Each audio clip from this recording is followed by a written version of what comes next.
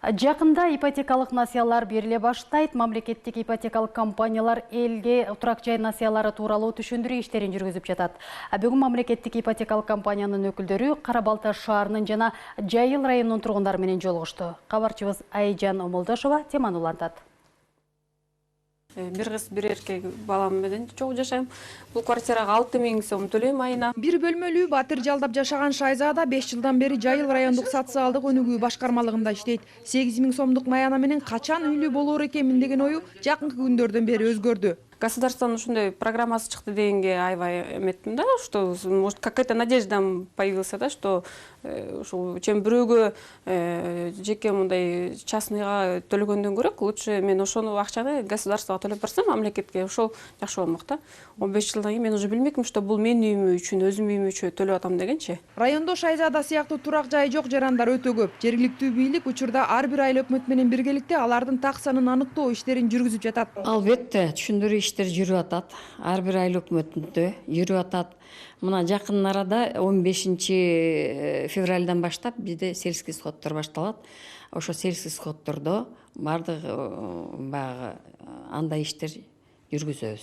12%ке ала тургандай шарт. Маалымат менен толук камсыз кылуу максатында мамлекеттик ипотекалык компаниянын өкүлдөрү дагы жерлерге барып жолугушууларды өткөрүүдө. Элдин кызыккан суроосу эле ушунча муктаждыкты камсыздоого мамлекеттин чама чаркы чак келеби деген маселе. 5 миллиард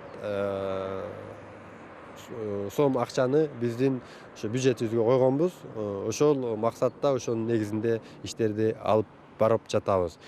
Бирок бул цифра мындай бүгүнкү мындай баштапкы эсептер менен алынган.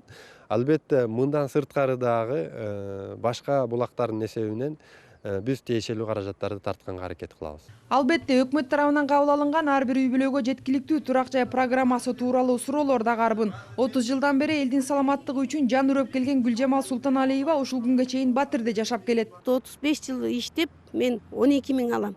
Өкмөткө кайрылат элем, эмне себептен ушу врачтарга, мугалимдерге, социал тармагында иштегендерге кредит берип атканда 12% деп койгон. 12% эмес, 18% болсо дагы 10%, 20%, 30% үстөгү жок болгондо элге доступный жилье болмок деп эсептейм да мен. Же болбосо могу милиционер, военныйларга үй кургандай кылып эле медиктерге үй курса, ошондо биздин көйгөйүбүз да чечилмек. Өлкө боюнча турак жай менен камсыз болууну каалагандардын саны өтө эле көп. Кара Балта шаарында акыркы 2 күндүн ичинде эле 200 жакын адам келип тизмеге катталды. Анткени алар эң биринчиден мамлекеттик ипотекалык компанияга эмес үй алууну каалагандар өзү жашаган жердеги жергиликтүү бийлик өкүлдөрүнө келип кайрылуулары керек. Айжан Омолдошова, Алмаз Нурманбетов, Коомдук, 1 канал.